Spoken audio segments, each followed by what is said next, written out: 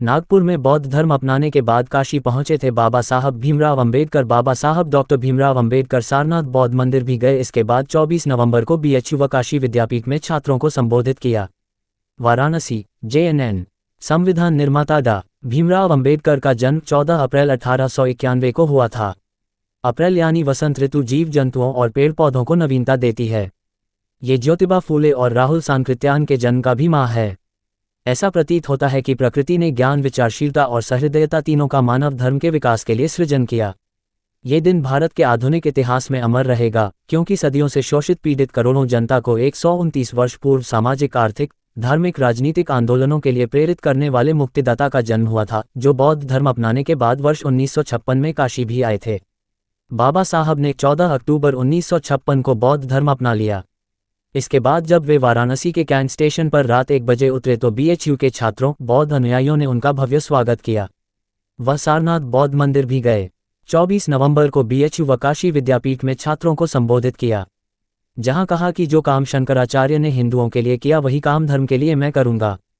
सभा कक्ष में शंकराचार्य के विचार ब्रह्म सत्य जगत मिथ्या पर बोलते हुए कहा कि ब्रह्मा ही सर्वव्यापी है तो आयन व अछूत बराबर हुए, लेकिन शंकराचार्य ने अपना वाद समाज व्यवस्था पर लागू नहीं किया और अपने वाद को वेदांती स्तर पर ही लागू किया। यदि उन्होंने सामाजिक स्तर पर लागू किया होता तो उनका साध्य कहीं अधिक गहरा व विचार योग्य होता। इसके अलावा उनका यह विश्वास भ्रामक था कि संसार एक स्वप्न है। असली मुक्तिदाता थे बाबा साहब।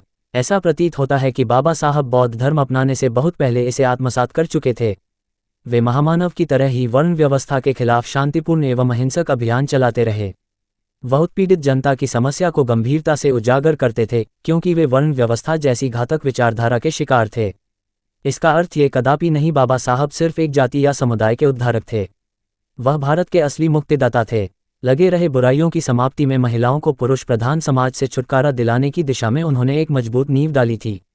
समाज में वर्ण व्यवस्था के तहत हर वर्ग की महिलाओं को स्थिति अत्यंत भेदभावपूर्ण थी। कट्टरपंथी सोच व परंपराओं के चलते अनेक अवसरों पर आम महिलाओं के साथ दलितों जैसा ही व्यवहार किया जाता था। ऐसा व्यवहार कोई बाहरी नहीं बल्कि घर के लोगों द्वारा किया जाता था। इससे ऐसा लगता है कि दार्शनिक रूसो का ये कथन सही है कि बुराइयों की जड़ मानव स्वभाव में नहीं बल्कि इसकी उत्पत्ति खराब समाज से होती है। बाबा साहब ने इन सभी बुराइयों को समाप्त करने का प्रयास किया। सदियों से हिंदू धर्म के भीतर दलितों के उद्धार की संभावनाएं धूमिल देखकर बाबा साहब ने 13 अक्टूबर 1935 को नासिक के निकट योला में एक सम्मेलन में बोलते हुए धर्म परिवर्तन का इच्छा प्रकट की और कहा कि दुर्भाग्य से हिंदू धर्म में पैदा हुआ। यह मेरे बस की बात नहीं थी, परंतु हिंदू धर्म में रहते हुए मरूंगा नहीं, यह मेरे बस की बात है। छुआछूत है, आतंरिक उपनिवेशवाद, वर्ण व्यवस्था के खिलाफ 5वीं कोसी में गौतम बुद्ध द्वारा पहला संघर्ष किया गया था। बाबा साहब दलित मुक्ति को भारत की मुक्ति का सबसे महत्वपूर्ण मार्ग समझते थे। इसलिए अपने कट्टर विरोधियों की परवाह किए बिना वर्ण व्यवस्था तथा छुआछूत को भारत का सबसे बड़ा दुश्मन मानते थे। यही कारण था कि वह विदेशी उपनिवेशवाद के विरुद्ध चल रहे संघर्ष संग वर्ण व्यवस्था के खिलाफ संघर्ष करना चाहते थे, क्योंकि उनके अनुसार वर्ण व्यवस्था तथा छुआछूत एक दुखदायी आंतरिक उपनिवेशवाद है। अंग्रेजों का साथ देने का आरोप मिथ्या। अंबेडकर का वर्ण व्यवस्था विरोधी संघर्ष दोहरी गुलामी यानी आंतरिक उपनिवेशवाद, वर्ण व्यवस्था और बाहरी उपनिवेशवाद, अंग्रेजी सत्ता से देश को बचाना था, न कि अंग्रेजों का साथ देना, जैसा कि कुछ लोगों द्वारा आरोप लगाया जाता है कि उन्होंने अंग्रेजों का साथ दिया था। उनका मानना था कि जातिविहीन समाज की स्थापना के बिना स्वराज प्राप्ति का कोई महत्व नहीं है, और यही कारण है कि लगभग 2 दशकों तक विभिन्न धर्म तथा संस्कृति का गहन अध्ययन करने के बाद नागपुर की धरती पर 14 अक्टूबर 1956 को लाखों दलितों संघ बुद्ध धर्म की दीक्षा ली। 14 अक्टूबर 1956 को लाखों दलितों संघ बुद्ध धर्म की दीक्षा ली।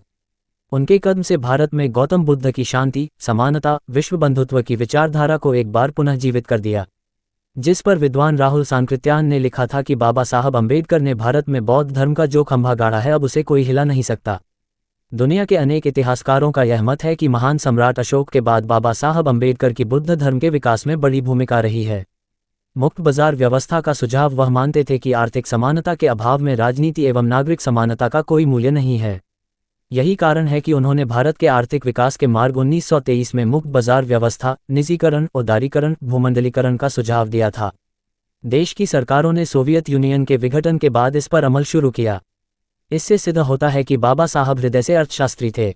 नोबेल पुरस्कार से सम्मानित अर्थशास्त्री अमर्त्य सेन ने कहा है कि वह अर्थशास्त्र में मेरे पिता है।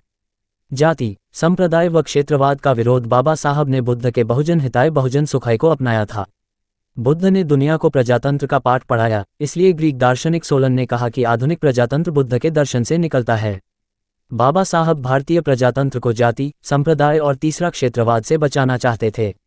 इसी ने उन्हें दुनिया के दूसरे बड़े संविधान निर्माण के लिए प्रेरित किया, जिसमें बुद्ध के विश्व बंधुत्व, समानता और शांति संदेश को लागू करने एक प्रयास किया।